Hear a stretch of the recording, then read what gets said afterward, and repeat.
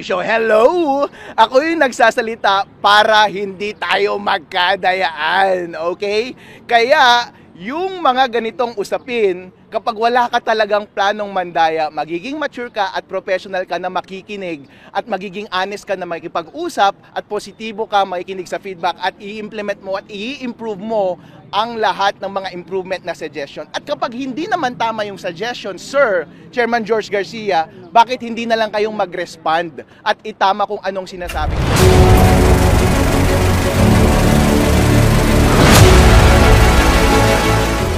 Filed a complaint against you. Meron na pong subpoena or summon na nakarating po sa inyo. Ano pong paghahanda ang ginagawa niyo po to answer the complaint? Alright, thank you so much.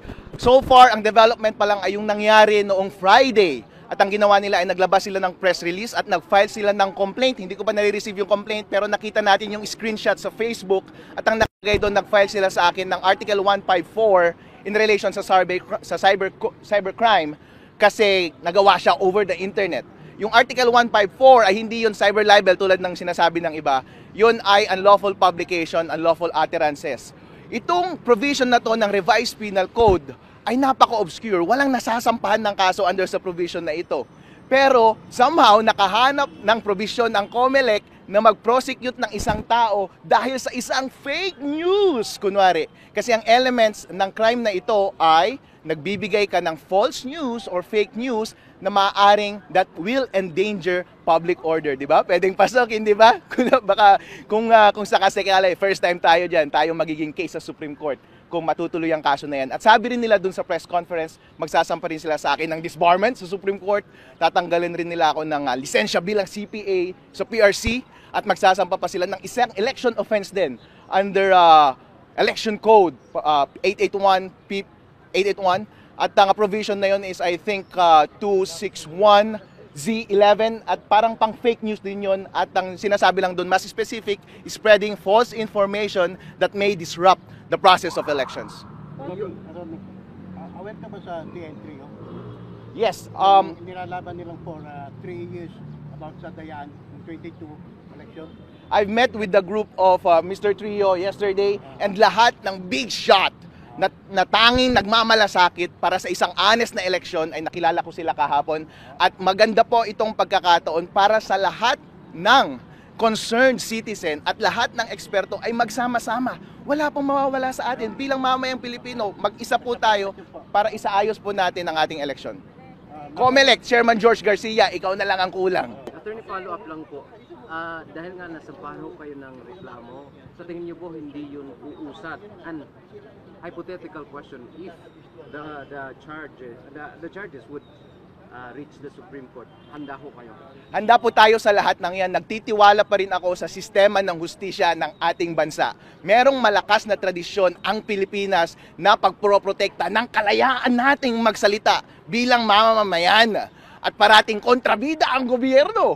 Kasi medyo masama parati historically ang gobyerno sa ating mga taong bayan. Kaya hanggat maaari, ipreserba natin ang kalayaan natin bilang ordinaryong tao na magsalita para maipuntos natin lahat ng kamalian ng gobyerno para maipush natin ang positibong pagbabago sa ating bayan. Mahalaga na proteksyonan ng Supreme Court ang kalayaan na yan para hindi tayo bumaba at tapak-tapakan na lamang ang ating kalayaan.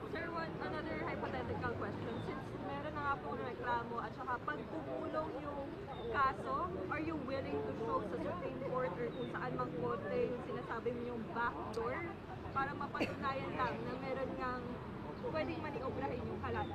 Actually, excited ako dyan na maipakita yung backdoor na iyon at yung actual na pag-take advantage ng vulnerability na yon. As a matter of fact, yun yung nakalagay sa video na ipinatanggal ng COMELEC mula sa Facebook.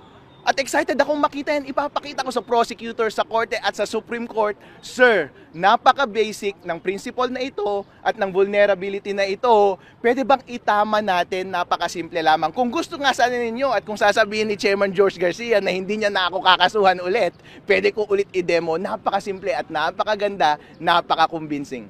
Sir, ako isang tanong lang ako. Tatakbo kayo for Vice Mayor po ba? How does this affect, let's say, your candidacy po? Sabi ni COMELEC Chairman, baka ipapadisqualify daw ako bilang kandidato pagka-vice mayor ng Reyna Mercedes Isabela, the future greatest town in the Philippines. Kaso nga lang, hindi ko pa alam yung specifics ng kaso na isasampa nila. So far, yung sinabi nilang election offense ay para lamang ipakulong ako. Baka pwedeng maging basis din yon para ipa-disqualify ako. Wala ka nakikitang effect sa, ibang hindi pa naman start mag-campaign, pero wala ka nakikitang negative effect sa upcoming campaign niyo po, candidacy niyo. So far, puro positive effect po ang effect na nararamdaman natin. Kasi kung babasahin natin lahat ng reaction sa social media, lahat ay puro salitang suporta para kay Attorney Harold Respicio. Kaya gusto kong i-take advantage ng opportunity na ito na magpasalamat sa ating taong bayan, sa inyong salitang pagmamahal, at gusto ko pong sabihin na kayo ang nagbibigay ng lakas sa akin sa mga ganitong panahon. Okay. Thank you po, sir. Attorney, since tumatakbo po kayo at may disqualification case, in case na hindi kayo ipa-disqualify, gagamitin niyo po ba yung nalaman yung backdoor para manalo? Malamang hindi. Alright? Kasi ang usapin na yan ay, yung question na yan na sinasabi mo is, mandaraya ka ba, Attorney Harold Respicio? Hello?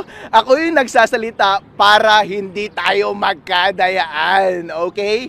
Kaya, yung mga ganitong usapin, kapag wala ka talagang planong mandaya, magiging mature ka at professional ka na makikinig at magiging honest ka na makikipag-usap at positibo ka makikinig sa feedback at i-implement mo at i-improve mo ang lahat ng mga improvement na suggestion. At kapag hindi naman tama yung suggestion, Sir Chairman George Garcia, bakit hindi na lang kayong mag-respond at itama kung anong sinasabi ko? Nag-respond nga kayo last time, sinabi ninyo, Attorney Harold Respicio hindi naman talaga connected sa internet during demo. During demo, sir! Talagang yun talaga ang instruction ninyo sa inyong mga COMELEC officials during demo. Nakadocument yan na hindi talaga i-connect sa internet yung mga voting machines.